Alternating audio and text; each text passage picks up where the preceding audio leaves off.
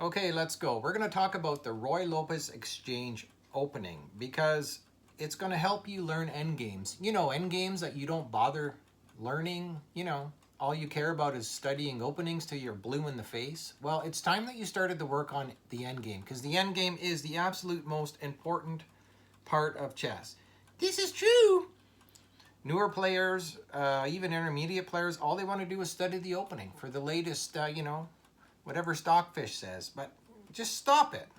So with the Ruy Lopez exchange, we're going to show you how to be up a pawn right away, and then you're forced to learn how to play the endgame. This is what the point of this video is. So let us start.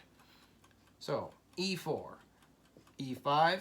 What if they play the French or Sicilian? No, we're just worried about looking at the Ruy Lopez exchange today. Knight f3, knight c6. Ruy Lopez. A6, Morphy defense. Most popular. Okay, so here's the key move. Most players go there. You're going to go bishop take knight. Pawn take bishop. That's the theoretically best way to capture, apparently. And this is the key move here. I used to castle. This is the simplest plan. This is Capablanca's idea. You go d4, capture. Oh, look at that. I was going to take with the knight. Tricked you. So here's the key. You go queen take. And after an exchange of queens, this is the, you could say, the starting position. Makeshift tell them. So in this position, you have a 4 versus 3 pawn majority on the king side. Black's same pawn majority is 4 and 3 here, but because the pawns are doubled, these 3 pawns are able to stop these 4 pawns, so you are up a pawn virtually. I'm telling the best part. If you can exchange all the pieces, you will have a 1 king and pawn endgame. That's right. You just exchange all the pieces. You have a 4 and 3. These can't get through by themselves. You win. It's really simple. So now your plan is, gee, exchange all the pieces. Okay. Makeshift, what's supposedly Black's theoretical offset? Okay, so the 2 bishops apparently help balance out this pawn majority. And how does that work in actual practice?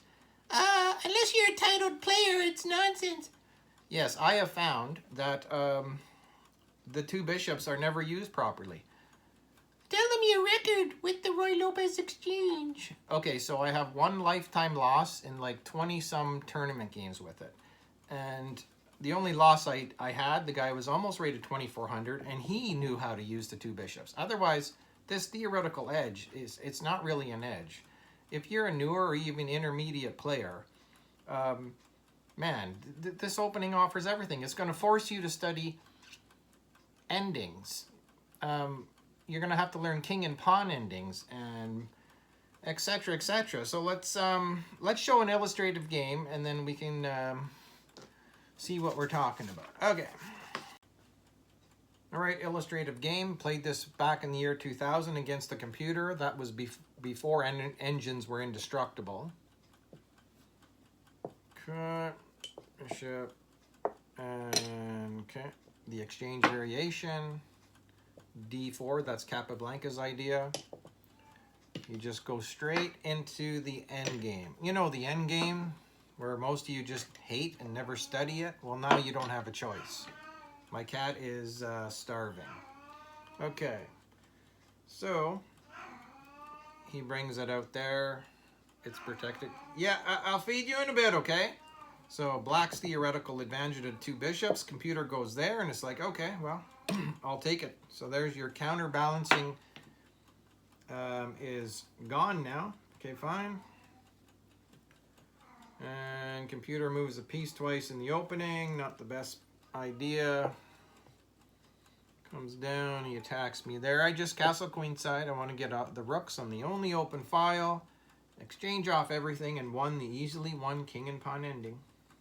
Okay. For some reason, the computer goes bishop take knight. That's not a very good move. Now I have the bishop. Not to mention he's helping me double my rooks. Okay. So Black castles queenside, and I'm all double. So simple. See how simple this plan is? You're up a pawn. I'm telling you. You're up a pawn even though technically you're not. He moves the knight. Check. And you can see that coming. Okay. So now you're like, okay. So I have the pawn majority. Remember, we keep repeating this. If I can get into a king and pawn ending, I win. So I find bishop pinning the knight. Look at that. We only have a piece each. And he is now pinned. He pushes. I'm in no hurry to take anything. He gets out of the pin, and now I enter the one king and pawn ending. See, yeah, I know it's a one end game. Okay, so you see that? You have the majority. His majority can't do anything. Let's see how the game plays out. Okay, both kings are centralized, and I start slowly working on my advancing. He pushes, and I push also. Okay, so there's a skirmish in the center here. I take their check. Then I take here. Okay, good. I now have a 2-on-1 outside majority happening here. Looking good, looking good. So I push here because I want to continue and get this going. And he pushes here, and I get my pawn majority underway. Capture, capture. So now all I'm going to do is I'm going to use this as a decoy if I have to. So we'll see how this plays out. So he moves that farther in. So I play c3. This is a key move. I'm going to stop here and just show you something here, okay? To stop this setup, if you want to stop this setup, you can either have this formation. You got that? And if this is up one, then you want to set up this formation. Those formations completely stop this majority. There's also another one. If c5's here, this formation. This also completely stops this majority. And there's nothing he can do. So I'm going with that one where we go c3 and a3. So there's c3. So he just kind of lets me in, I guess. I mean, what else is he going to do? He's trying to stop my pawn. He continues with his pawns walking. So I just do what I told you. There, I've got the V set up. This stops it. These can't get through. There's nothing he can do. He's going to try and set up some super play. I seem to be letting him exhaust his moves here. See, I'm just going back and forth. I'm letting him exhaust his pawn moves. Okay? Now he's trying to break through. But you don't do anything. You just sit there. He captures. You take back, no breakthrough. Capture, capture, take back, no breakthrough. If he ever pushes, no break. There's no breakthrough. There's nothing he can do. I'm just letting him exhaust his queenside moves. Okay? So I go here now. And you take, like we talked about. There. You can have your pawn because I'm rocking and/or rolling over here. So I just start the buzzsaw. He's coming in. I take.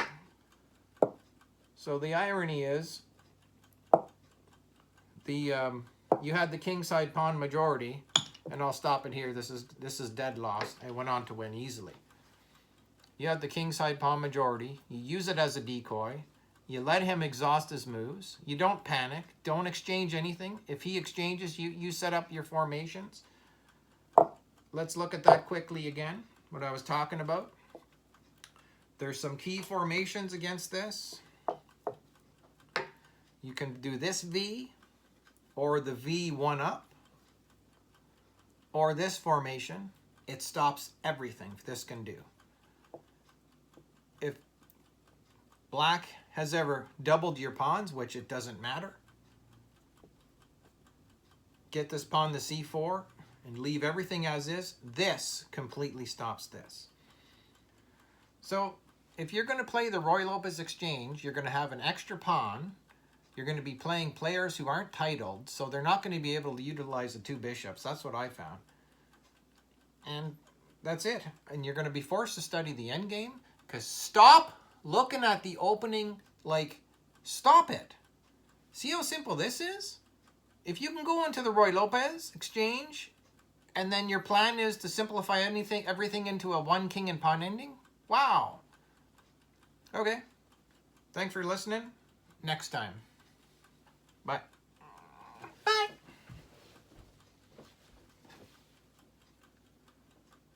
missing